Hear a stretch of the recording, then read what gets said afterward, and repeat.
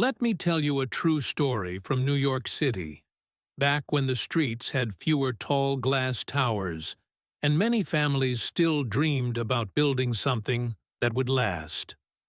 This story begins in Queens, in a neighborhood called Jamaica Estates, a quiet area with trees and larger homes.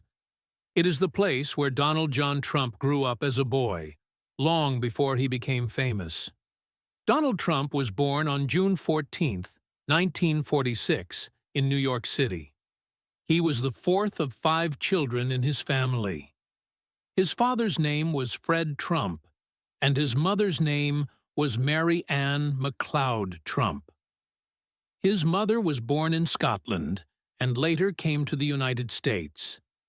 His father was a New York real estate developer, and he worked in housing and building projects. When people talk about Trump's childhood, they often imagine only money and comfort, because the Trump family lived in an upscale part of Queens. But childhood is never only about money. Childhood is also about family rules, personality, school days, and the feeling of trying to find your place in the world. In this story, you will hear about a boy who grew up in a strict home, who loved competition, who wanted attention, and who learned early that discipline can shape a person's life. In the Trump home, the father was a strong figure. Fred Trump was known as a disciplined businessman. The family life was structured, and the children were expected to behave well and work hard. Donald grew up in that environment, with siblings around him and with parents who wanted their children to succeed. Donald was not the oldest child. He had older siblings, and he also had a younger brother. In many families, the youngest children watch the older ones and learn. But Donald was known for being energetic and strong-willed. Some accounts describe him as rebellious in his youth, the type of boy who pushed limits and did not always enjoy being told what to do. Imagine a boy who has energy that does not fit easily inside a quiet classroom. Imagine a boy who wants to win games, to be noticed, and to be first. That kind of boy can be exciting to be around, but he can also be difficult for teachers and parents. Donald's childhood, as it is described in many biographies, includes that kind of energy and stubbornness. Donald started school when he was young, and he attended a private school in Queens called Kew Forest School. This was part of his early education. For many children, private school feels safe and small, but it can also feel strict. Teachers expect good manners and good work. In those early years, Donald also took part in sports. Sports can be important for a child's identity.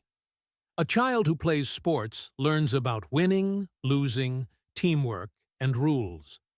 Donald showed interest and ability in sports during his schooling, including baseball, according to accounts of his early education. Now, in many true life stories, there is a moment when adults realize a child needs a different kind of structure. Some children do well with gentle guidance. Other children need a stronger system, more rules, more discipline, and clear limits. In Donald's story, that change came around the early teen years.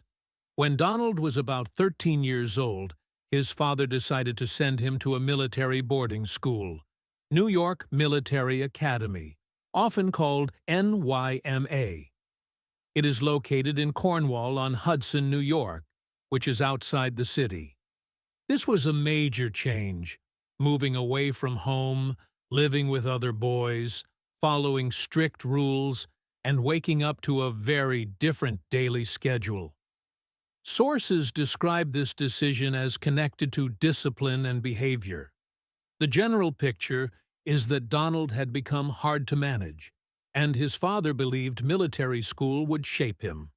Whether a teen likes it or not, military school can do one thing very well. It forces routine. Routine can become habit, and habit can become identity. So Donald left Queens for school days filled with uniforms, inspections, and orders. Instead of a normal school morning, he would have early wake-ups, organized activities, and strict expectations. This was not a small change. It was a different world. Life inside New York Military Academy. New York Military Academy was a private boarding school with military-style training and rules. Donald attended from 1959 to 1964. Those years covered most of his teenage period. This is where he spent many important years of growing up. At NYMA, students lived on campus. They wore uniforms. They followed schedules. They learned to keep their rooms clean and to follow commands. Some students hated that at first. Some students adapted. Donald is described as someone who competed for status and tried to stand out. In that kind of environment, a person can learn to lead others, but he can also learn to dominate, to be tough, and to hide weakness. During his time there, Donald held student leadership roles, including positions like corporal and later other roles described in accounts of his academy years. He graduated from NYMA in 1964. If you want to picture this period, imagine a teenage boy walking across a campus in uniform, learning to stand straight, learning to follow a chain of command, learning that rules are not suggestions. Imagine him on sports fields as well, because sports were part of academy life. When young people live in that environment, it can shape the way they talk, the way they act, and the way they see the world. Summers, family influence, and the business example at home. Even while Donald was away at school, his family life and family example mattered. Fred Trump was involved in real estate. A child who watches a parent build projects, manage money, and make deals can learn a lot, even without direct lessons. The family business world teaches children certain words early: profit, cost, value, and reputation. The Miller Center notes that Donald grew up in Jamaica estates during childhood, and that his father was active in real estate. This kind of background matters because it is like a quiet education happening every day, not in a classroom, but in family conversations and family expectations. Miller Center Donald's mother also mattered. Mary Ann MacLeod Trump emigrated from Scotland to the United States. That detail is important because immigrant stories often include hard work, adjustment, and ambition for the next generation. When children grow up hearing that someone in the family crossed an ocean to build a new life, they may learn to value success and change. Leaving military school and stepping into adulthood, Donald graduated from New York Military Academy in 1964. After that, he continued his education at college.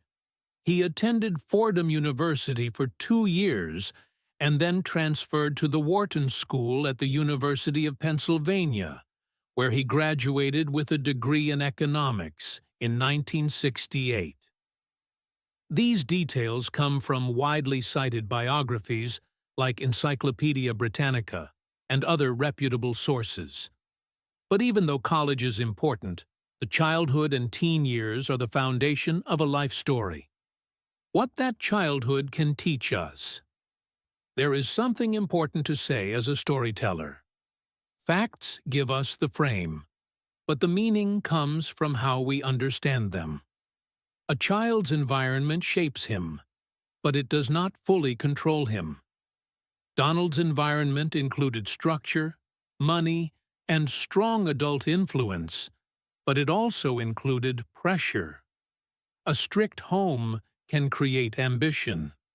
A military school can create confidence in leadership and comfort with conflict. Sports and competition can create a hunger to win.